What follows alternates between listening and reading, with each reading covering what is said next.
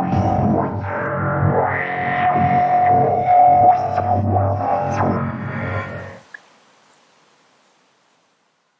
you explain a bit about the climate as an iconic image of the 21st century? What is an iconic image? How has it been defined through history? And why do you think that these images acquired by the vast machine, simulated through science, are the images that are defining the 21st century? The project Becoming Ecological unfolds in 3 acts. In Act 1, we glimpse the Earth through the gaze of climate science, but cannot shake an eerie absence. In Act 2, we peer into the carbon black box and find the missing Earth subsystem. And, in Act 3, we melt into the environment to finally regain agency. In the last 3 decades of the 20th century, a new image of human community had emerged, one of humanity on its home base, the Earth. This image began to function as a complementary image to the nation-state.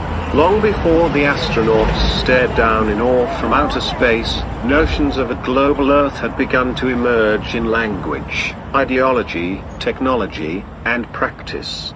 This is when the world became a system. The Earth we live with today is neither an antique goddess nor a romantic expression.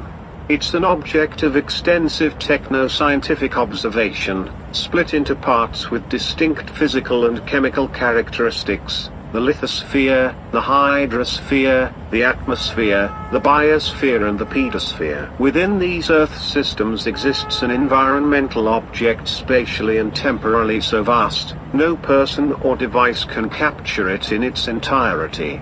We are referring to the climate.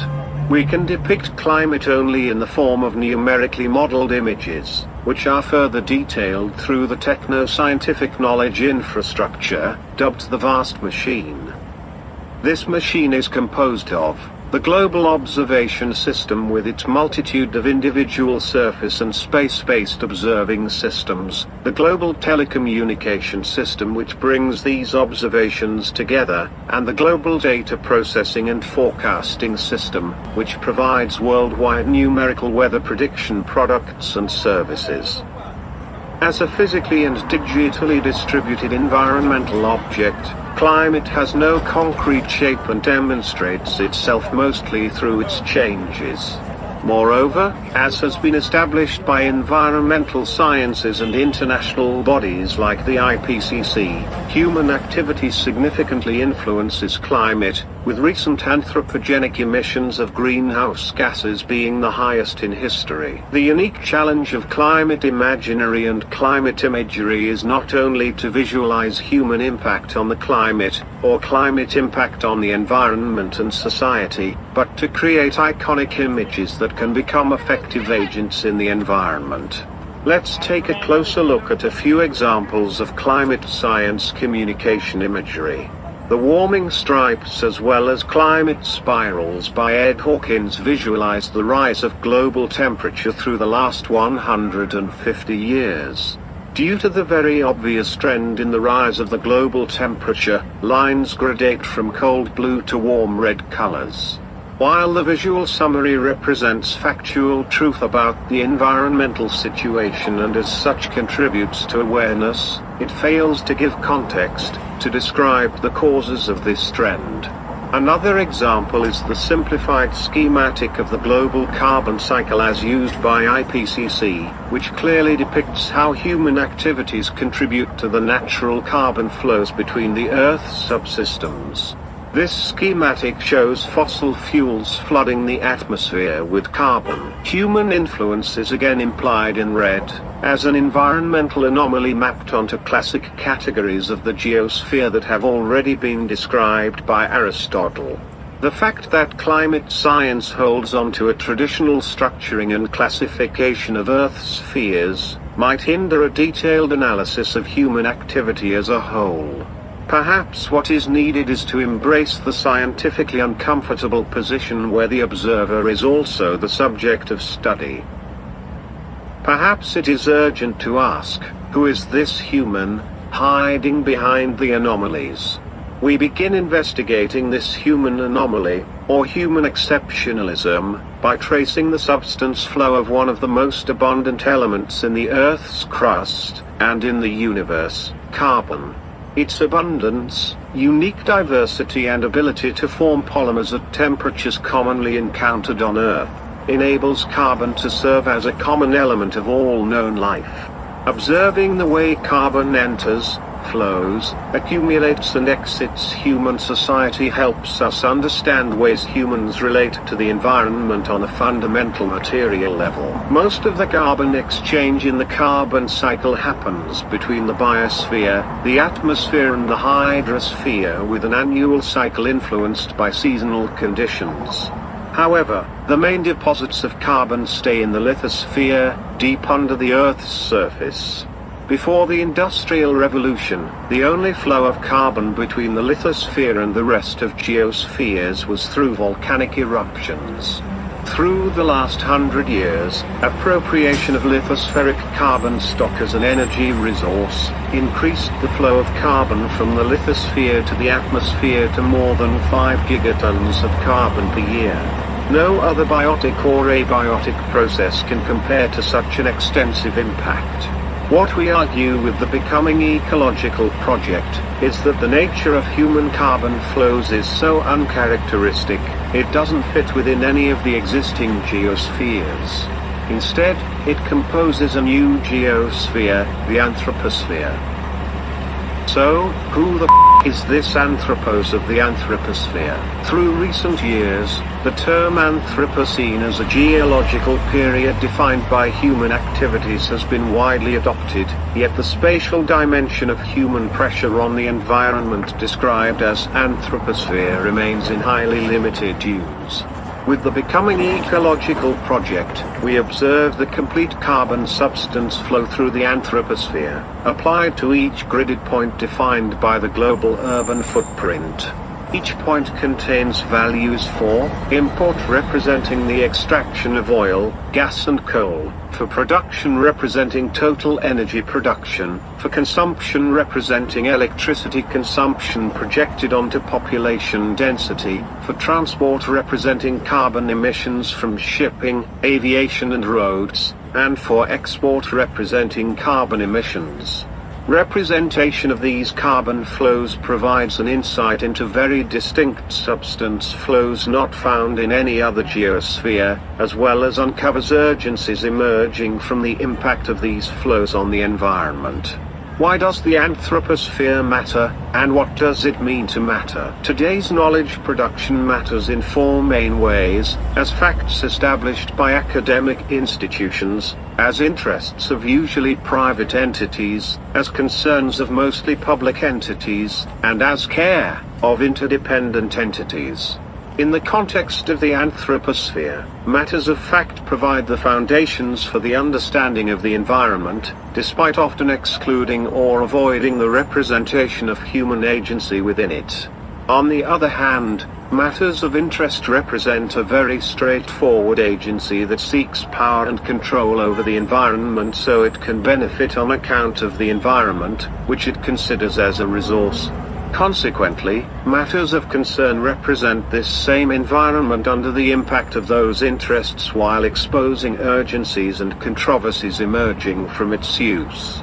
Furthermore, matters of care stem from an understanding of the interdependence of actors within the environment, and rather than trying to benefit single actors, focus on cultivating the relations between them. In this context, the Becoming Ecological project develops computational environmental images depicting not the sterilized cloudless Earth, but causality between matters of fact, matters of interest and matters of concern, with an ambition to affect the spectators to become environmental.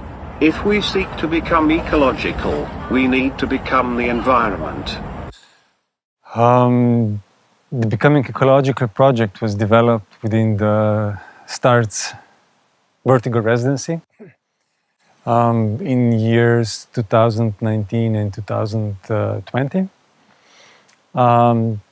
Initially, I mean, before that residency, we were part of the fifth residency where we developed Becoming a Think project, where we researched the supercomputing. I mean, the question, how can supercomputing can be used for arts? Based on that experience, then we wanted to kind of continue the same research, but not only on understanding supercomputing as an infrastructure, but more on the topic of the question, how can we understand climate object through supercomputing as such. So we collaborated with the European Center for Mid-Range Weather Forecast in Reading, and with the supercomputer Arctor in Nova Gorica in Slovenia. Our ambition was to take some climate data, run some models, and try to see how can we identify human in this climate data, and how can we better understand climate through this kind of computation. And at the same time, we also were interested in the understanding of this climate image as such. So how image of climate object also impacts climate situation. So we're standing in front of the petrol, of national gas and oil company in Slovenia, in Ljubljana, more precisely in Zalog. This is a hub where oil and gas come from the global network into the center of Slovenia. So each century kind of produces few iconic images that describe time, ways of understandings of ourselves in relation to environment, technologies, religion. So our question within this project was kind of trying to understand what are these main relations that we have in the 21st century, and how they can be explained or better understood through the images. So the imaginary as such produced in this time. One of the big topics that we are addressing in this century is our human relation toward the environment, mainly because climate changes are the main events that are happening. So, I mean, melting of glaciers, raising of the seas, changes in these weather conditions, and so on. And all these changes also influence society, individuals, and within all of that, specific images are appearing. However, the most iconic in this context are not so much personal stories, because climate as an object is so spatially and temporally vast that it's not a singular event that you can observe and capture. So this image capturing devices from previous centuries, so let's say painting or sculptures or photography or film, cannot really capture a climate object, climate changes, in a way to explain this object or event.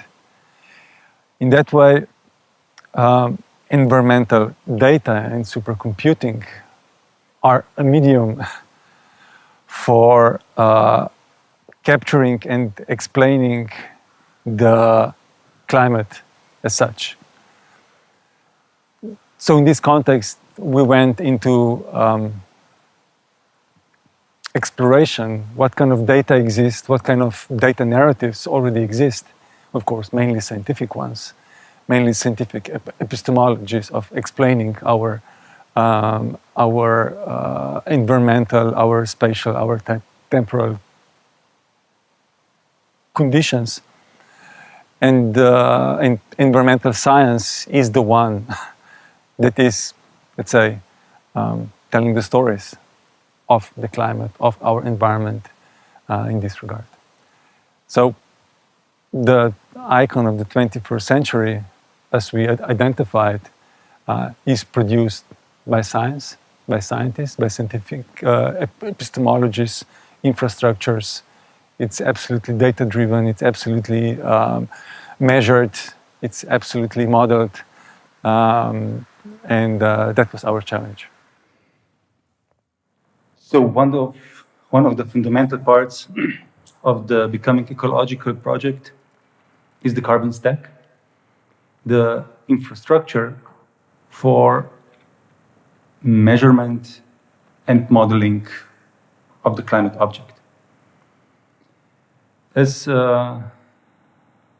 Paul Edwards is explaining a vast machine, it's a set of sensing technologies from space, airborne, marine observations, to in situ stations, flow observations. So there's a global network of different types of environmental observation that measures kind of environmental reality. These probes more particularly measure temperature, humidity, winds, gases from carbon, nitrogen, and the rest. All this data is then tunneled into the global data processing system. That's a system with the regional centers and with the global or international centers that process all this data in different ways, mainly primarily used for the weather forecasts. I mean, that was historically first activity. Later on, processing the scientific understanding of environmental reality, and of course also archiving all this data for last, let's say, 150 years. And this is the main infrastructure that is producing the reality of the natural carbon flows. On the other side, we have now European efforts in measuring and trying to understand carbon flows on a global scale. What we have are three main outcomes. So one is weather, with all the winds, temperature, humidities. So it's a vast reality measured and also modeled on a global scale. In this way, we can forecast specific weather phenomena on a specific precision, certainty for weeks and months in advance. On the other side, we have temperature, especially focused on the temperature anomalies on the global scale, again, for last 150 years, where we observe the difference, so the warming and the cooling of specific areas. Again, on regional and on global level, on annual, monthly, and millennial level. Then we have observation of gases. In the context of the carbon stack, Europe is focused on the CO2, methane, and also NO2, because they relate in their chemical reactions. The outcome is the EDGAR database of the carbon emissions that focuses especially on the anthropogenic carbon emissions on totally environmental observational level. So we see where are the main hotspots of the carbon emissions on a global level. All these realities are constructed through the estimation systems and through models, mainly. And the outcomes are the hotspots on the global level, so we can find out where are the main centers of carbon emissions. We have the country and region-based emission indexes, so we know for each region or for each country what are the levels of emissions. And in this way, we have kind of a overall understanding of what's going on with carbon flows in the context of so-called natural carbon cycle, while also identifying the anthropogenic impact on the natural carbon cycle. So, what were the expectations of the project versus the reality? So we stepped into the project with assumption that there is data, that there are models, that there's understanding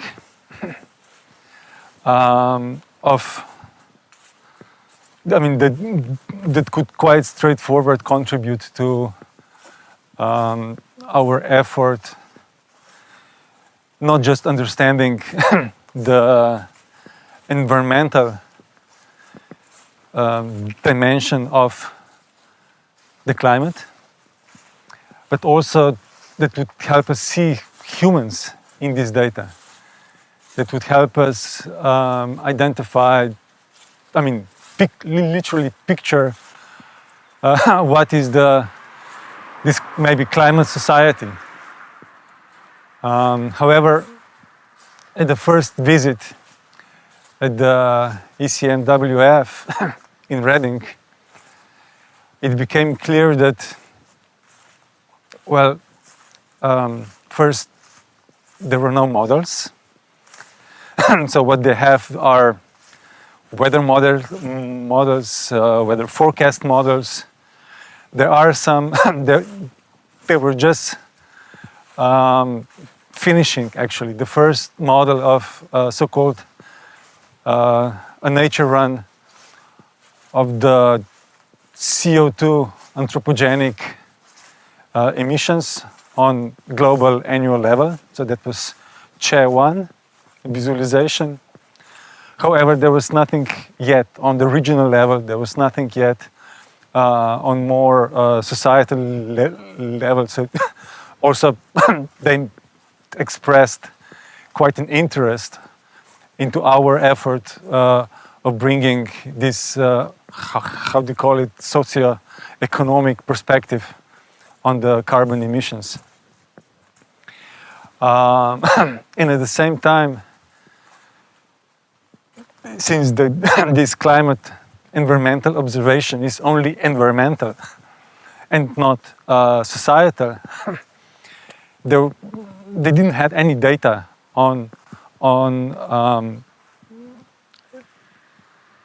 human activities as such. They pointed us to several databases so that's the EDGAR database of the carbon emissions that does identify some economic sectors in carbon emission data. However, all of that was on very low resolution and not what we needed for our work.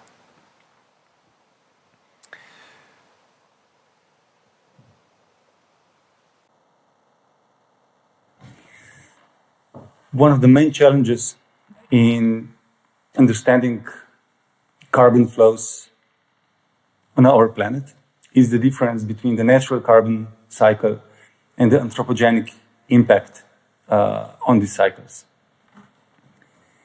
Usual carbon flows in so-called nature happen in the biosphere, so between living organisms, so trees, animals, bacteria, the soil, so the pedosphere, and then carbon from the biosphere goes further into the atmosphere or into the hydrosphere. And there's also quite vast exchange between the atmosphere and the hydrosphere. Through history, most of such carbon flows also happen in human society.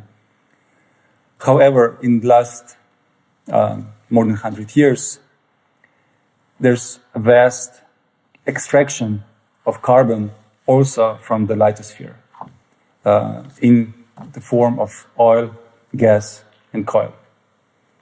This carbon is a product also of the biospheric processes that were sedimented through time into the deeper levels of the crust.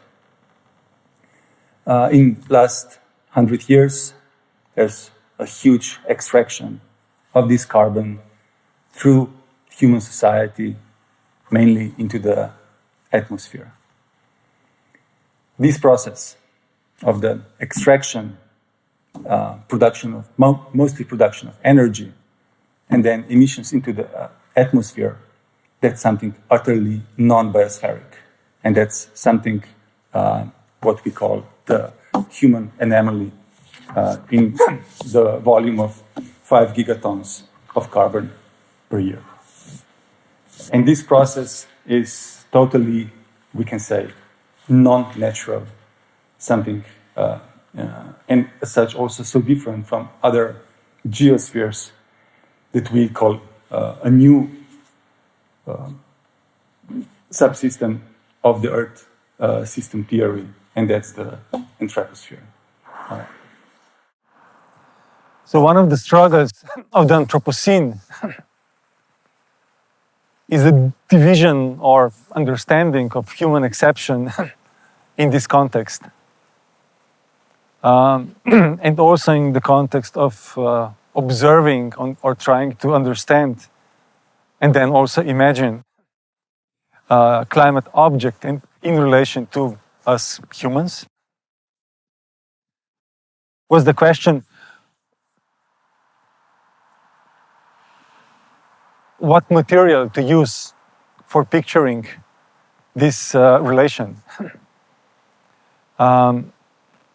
We choose to work with the most abundant, shared and unifying substance that is shared between us humans, between the environment. It's present in the economy. And in this way, we were looking for kind of a flat, ontologically flat substance. We choose to work with the carbon. Carbon is abundant in universe, abundant in life, abundant in economy, and as such, it was perfect medium to research ourselves in this, let's say, climate situation.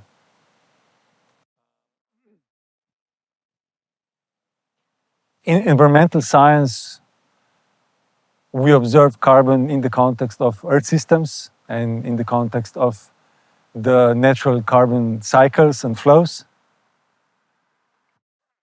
However, in this observation, even environmental scientists observe this anomaly identified in the concentration of carbon, especially in the atmosphere, also a bit in the hydrosphere. And when, in deductive way, they research where this concentration of carbon comes from, of course, they came back to ourselves, to carbon emissions that are mainly the result of the energy, power production, and transport economic sectors. In this regard, carbon functioned as a perfect medium to observe, to portrait.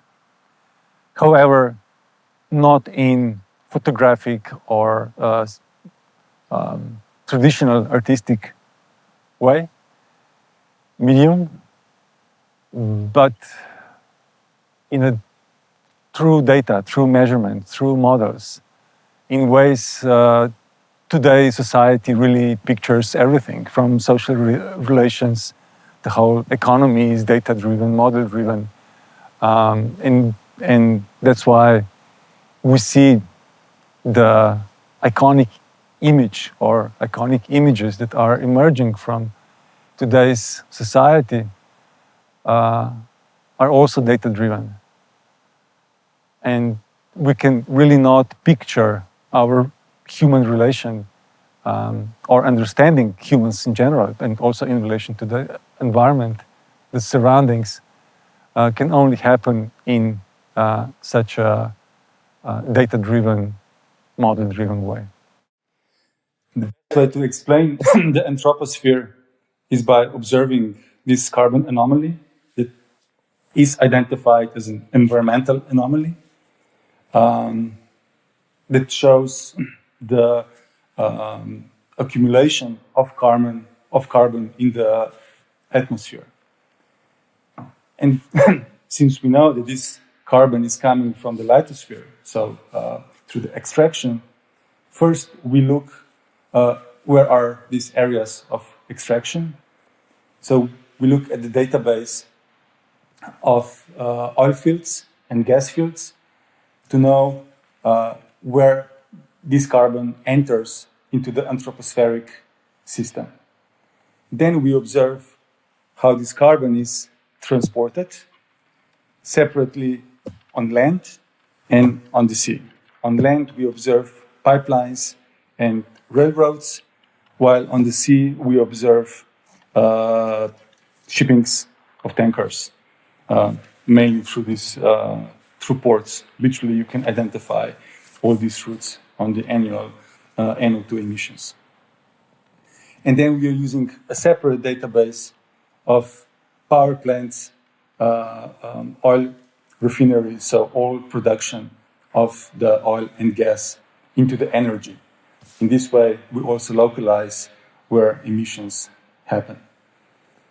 The same map overlaps with the environmental carbon emissions, and in this way, we identify where is the output of the carbon from the Anthroposphere into the atmosphere.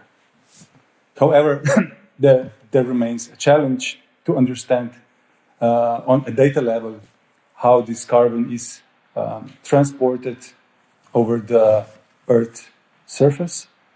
For that, we use quite vast database of the global multi-regional input-output that explains how much carbon is exchanged between all countries.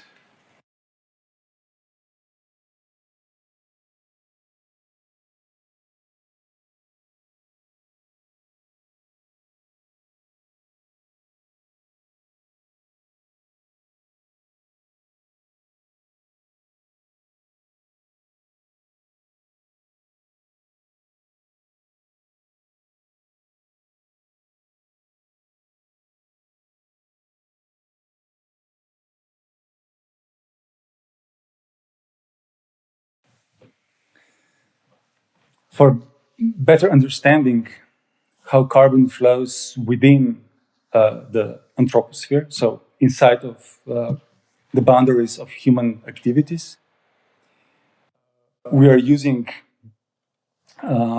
focusing mainly on the energy production and the balance of energy production on the global level. So we are observing the direct material inputs and domestic material consumption that explains how different types of extracted carbon, so from oil, gas, coal, and others, are then transformed into so-called petroleum used in transport, some other goods, but mainly into the power production. So what we see at the end, that the carbon is transformed mainly for the used and transformed for the transport and for energy production. And also, as IPCC identified, there is more than 1/3 emissions comes from the energy production. There is a bit from, so 1/4 from the transport, and the rest goes for building and land use. So, can you say something about the conclusion, about the realization of this Anthropos? Yeah. One of the challenges of the project was to understand who is this Anthropos. Because the word Anthropos is used for the Anthropocene, for the anthropogenic impact on the environment. Despite the Anthropos as word originates in theology, is used by, and it was also introduced by scientists into a discourse. And now in humanities and in arts, we have to deal with kind of assumption that we all understand and know who are we talking about. In this context, of the project, what we observe that most of the so-called anthropogenic impact on the environment really comes from main economic sectors like energy production and transport, as well as building, construction, and land use. In this context, we can question how much humans as individuals have a say or can make decisions how all these processes, how all these industries run their business. What we actually observe, especially through the flow of carbon, through observation of the flow of carbon through our society, is that individuals absolutely have no say. And those that make decisions are governments and industry and corporations. And in such context, I mean, we approach this through the approach of mattering. So how these things matter. How do we know how and why these carbon flows happen, how they are controlled. Ja sam tam neću zavidjeti.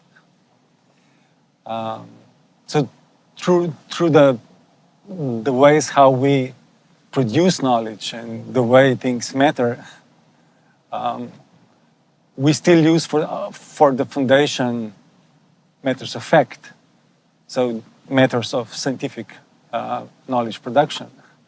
However, we know that scientific facts can be used and are used by matters of interest, so by industry and by governments.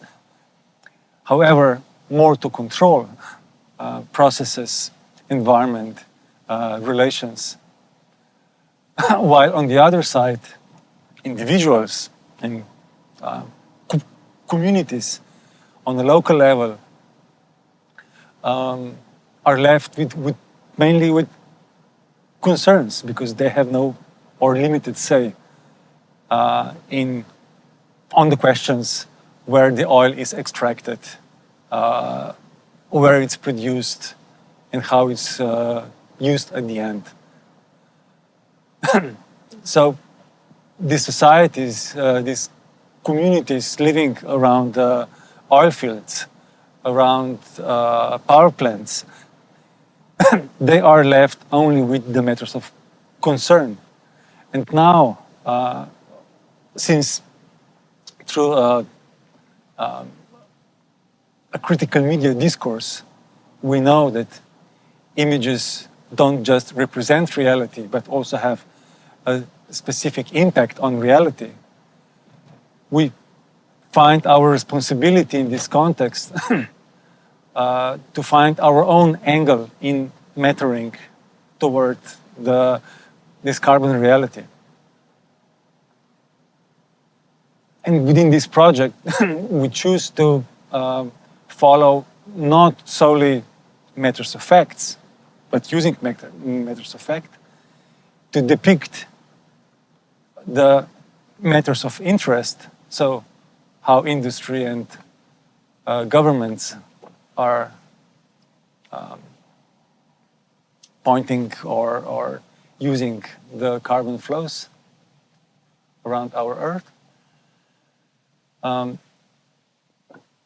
Somehow identifying the areas of matters of concern through the identification of emission hotspots and impact of the carbon flows on the environment and on the society. But with the final image to really, with this final image, to take care of ourselves, of our societies, and of the environment. And we hope that the final image of the carbon flow through our society and the relations and impact that it has can establish this perspective of care and also point us where we need to act with our societal efforts.